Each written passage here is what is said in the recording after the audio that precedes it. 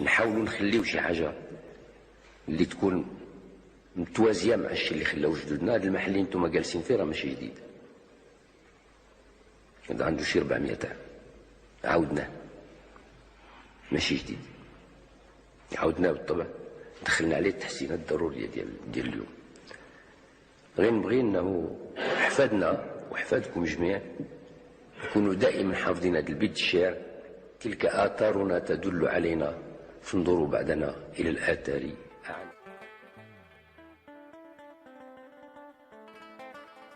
Renforcer le patriotisme des étudiants et leur permettre de s'identifier à la richesse et à la culture marocaine, c'est l'objectif principal du module Culture et Art Skills, dans lequel s'inscrit notre présentation. Les pays du Maghreb, appartenant au monde arabo-musulman depuis la conquête arabe dans la seconde moitié du 7e siècle, ont su préserver une riche et longue tradition identitaire en bijoux. Ces parures, transmises de mère en fille, sont souvent offertes comme dot de mariage et peuvent être, à cette occasion, fondues ou remontées. Ils sont aussi nomades, emportent et l'on emporte sur soi sa fortune. Elles représentent une richesse portable que l'on garde précieusement et qui peut être vendue en cas de besoin. De plus près, on retrouve qu'au royaume du Maroc, les bijoux berbères varient selon les régions. Dans le nord, au Rif, ils sont simples et fabriqués avec des matériaux naturels comme le bois ou le bronze. Dans l'Atlas et le Souss, ils sont plus complexes, ornés de motifs géométriques et de matériaux précieux. Le bijou n'est pas seulement un simple élément esthétique, il traduit toute une vision du monde de nos ancêtres, dit Zeynep Diouli, conservatrice adjointe au Musée national de la parure à Rabat. Elle résume: le bijou peut être compris selon deux approches. La première, c'est le savoir-faire ancestral. On retrouve ainsi une diversité de techniques comme le filigrane, l'argent ciselé et les maillages qui sont la signature de la ville de Tiznit et de ses alentours. La deuxième approche présente le bijou comme un élément identitaire et référentiel. Historiquement, on pouvait reconnaître l'appartenance d'une femme ou d'un homme à travers le bijou qu'il portait. Les motifs représentés ne font que reproduire l'environnement dans lequel ces communautés ont vécu. Il faut donc voir le bijou comme un tout. Autrefois, l'ensemble des bijoux féminins variait selon les traditions régionales du Maroc. Il comprenait les diadèmes d'oreilles, les fibules, les colliers, les bracelets, ainsi que les bagues et les anneaux de cheville. Fabriqués principalement en argent, mais aussi en cuivre, fer ou bronze. Ces bijoux datent pour la plupart des 19e et 20e siècles. De nombreux écrivains, ethnologues et photographes étrangers ont tenté de décrire et de comprendre la richesse et la multidimensionnalité des bijoux berbères au XXe siècle. Parmi eux, on retrouve Jean Besancenot, photographe et ethnologue français qui a organisé en 1947, avec la collaboration du Service des arts et des métiers marocains, une exposition intitulée « Bijoux berbères du Maroc » à la galerie de l'orfèvrerie Christophe à Paris. Il décrit cette collection comme suit.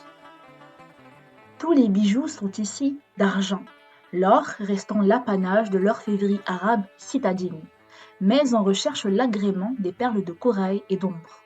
Dans le sud en particulier, on raffole de l'ombre, matière précieuse depuis des siècles apportée par les grandes caravanes, et l'on peut voir des colliers aux dimensions invraisemblables.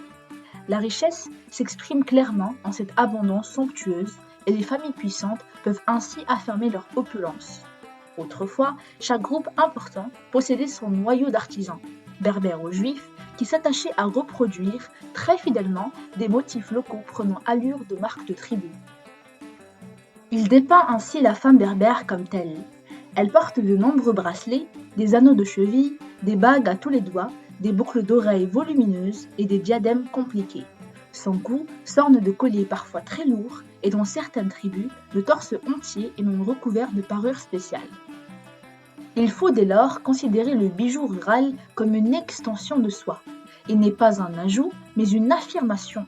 Il ne vient pas en plus, mais avec la personne qui le porte. Jean Besancenot nous dit ainsi que c'est évidemment les jours de grandes fêtes, pour les cérémonies, surtout les mariages, que la berbère exhibe le jeu complet de ses bijoux. Mais certains d'entre eux ne la quittent jamais, et notamment dans le sud. Il est curieux de voir les paysannes occupées aux pénibles travaux des champs, parées de bijoux nombreux, dont les taches brillantes scintillent joyeusement sur les drapés de cotonnade foncée. Les bijoux en argent ancien reflètent, comme d'autres parures, le statut social de la personne qui les porte. Mais ça ne se réduit pas à cela. Dans les tribus historiques du Maroc, ces bijoux vont au-delà de la simple hiérarchie sociale. Ils ont une forte valeur symbolique et représentent une photographie du passé et du présent de leur porteur. L'ornement raconte à la fois une histoire et une trajectoire, ainsi que la vie actuelle. Si certaines fractions semblent pauvres en parure, c'est qu'elles ont perdu cette richesse, soit au cours de guerres malheureuses, soit au cours des années de disette tragiques, où il faut échanger tout son avoir contre une subsistance surévaluée. Analyse Jean Besancenot dans son texte « Bijoux berbères du Maroc ». L'ethnologue note d'ailleurs que la parure est aussi un placement. Il explique « Les joyaux de la paysanne berbère constituent en quelque sorte le livret de caisse d'épargne de la famille. La récolte vient-elle à être mauvaise, les troupeaux décimés par la maladie, on vendra sur les marchés voisins quelques-uns des bijoux. La parure sera à nouveau complétée lorsque les bonnes années auront ramené l'aisance au foyer. فؤاد ساعة أستاذ باحث في كلية الآداب وعلوم الإنسانية أنا في الشق شعبة الدراسات الأمازيغية. شكرا. معك أستاذ رشيد سليماني أستاذ باحث في شعبة الدراسات الأمازيغية عين شق. يجب أن ننظر إلى الأمازيغية والتواجد الأمازيغي في شمال إفريقيا أفقيا وعموديا. إذا نظرنا إليه من الناحية العمودية سنجد تفاوت بين الشمال والوسط والجنوب. إذا نظرنا أفقيا سنجد نوع من القواسم المشتركة الكبرى ما بين الناظور يعني الشمال حسيمة الناظور فيديك في اتجاه القبائل حتى مثلا وهران اللي جايه في الشمال الجزائر اللي تأثر كبير بالحضارة المغربية وبالخصوص بفاس. هي تقريبا على شكل فاس. لماذا؟ لأن السلطان المغربي كان له امتداد إلى الجزائر وبالتالي هنالك قواسم مشتركة تميز هذا العمود الأفقي. أما من حيث العمود يعني من الشمال إلى الجنوب بطبيعة الحال هنالك كذلك مميزات لكل منطقة. وقد أشرفت على بعض البحوث مثلا في إقليم الراشدية لهم حلي خاصة مثلا تسمى واحد الحجر كبيرة هكذا اللبان يعني شيء رائع جدا لا نجده في فيكيك أو في مناطق أخرى. لماذا؟ لأن الروابط التاريخية ما كانتش تجارة ما بين كذا وما كانش إنتاج محلي لهذا النوع. في حين الفضة مثلا نجد ما يسمى بسنقو هو يعني نوع دمج أعتقد هو مشترك وهو من الفضة وثقيل ويعتبر يعني كذلك من لوازم تزيين المرأة وتحمله يعني بشكل يومي ماشي غير في المناسبات. بالنسبة للحلي في ثقافتنا المغربية والأمازيغية على الخصوص وخاصة عند المرأة لأن موضوع ديالك دقيق جدا. الحلي عند المرأة الأمازيغية ياك اوكي. من البداهة أننا يجب أن نزيل الصورة على أن الحلي شيء زائد. الباحث يجب أن ينظر إلى الحلي على أنه جواب عن سؤال ستان بوزوان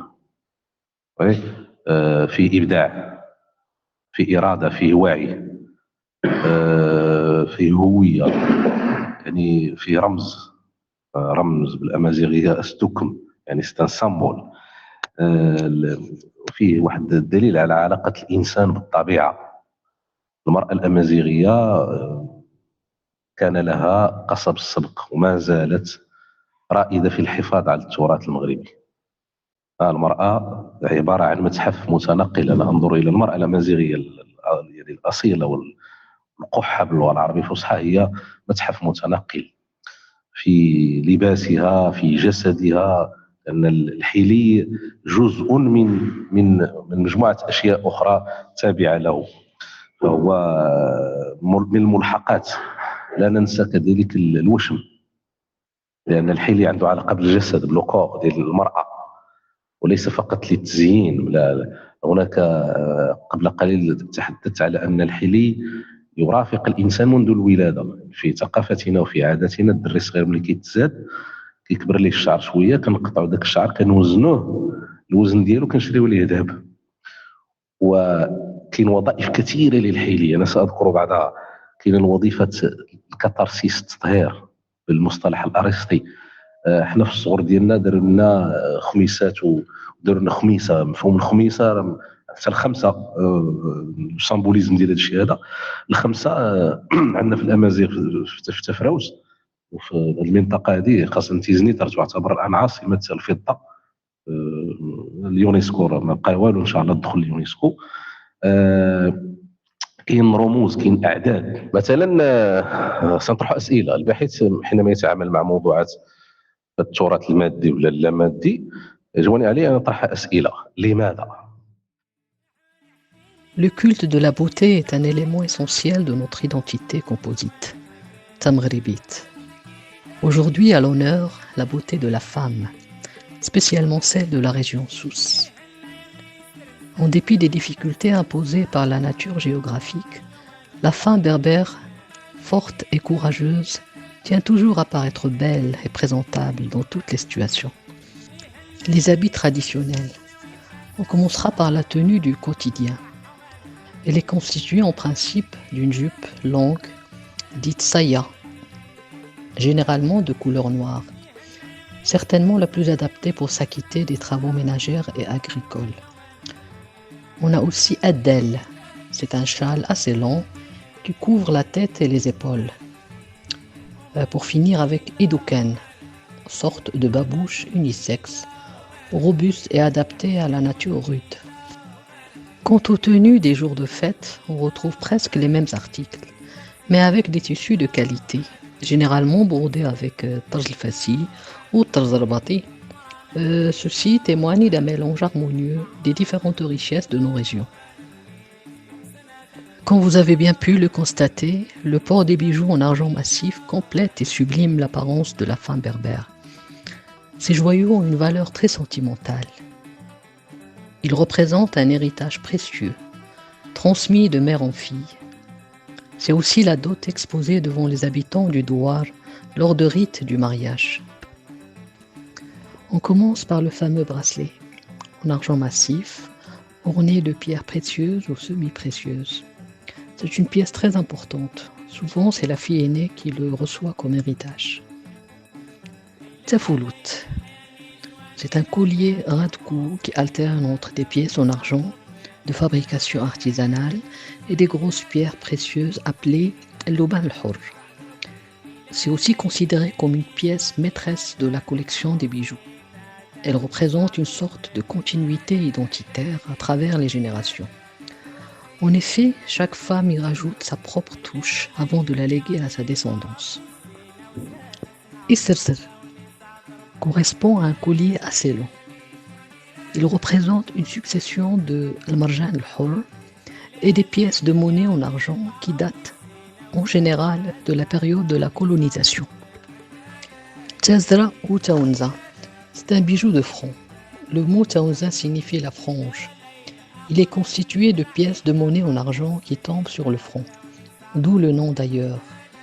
Il est aussi agrémenté de pierres semi-précieuses telles que le marjan al-hur. Et douhen, c'est un accessoire similaire aux boucles d'oreilles mais en plus grand. Il est sous forme de créole avec des crochets. en argent bien sûr. En général, les deux paires sont liées par un fil, accroché à d'elle, le châle sur la tête, et suspendu sur les oreilles. Et enfin, on trouve plus communément les boucles d'oreilles et les bagues, qui sont répandues selon les régions. Ces accessoires soucis se distinguent par leur forme imposante, qui a fait d'eux un objet aussi lourd en poids qu'en symbolisme. La femme amazigh est un véritable musée en mouvement.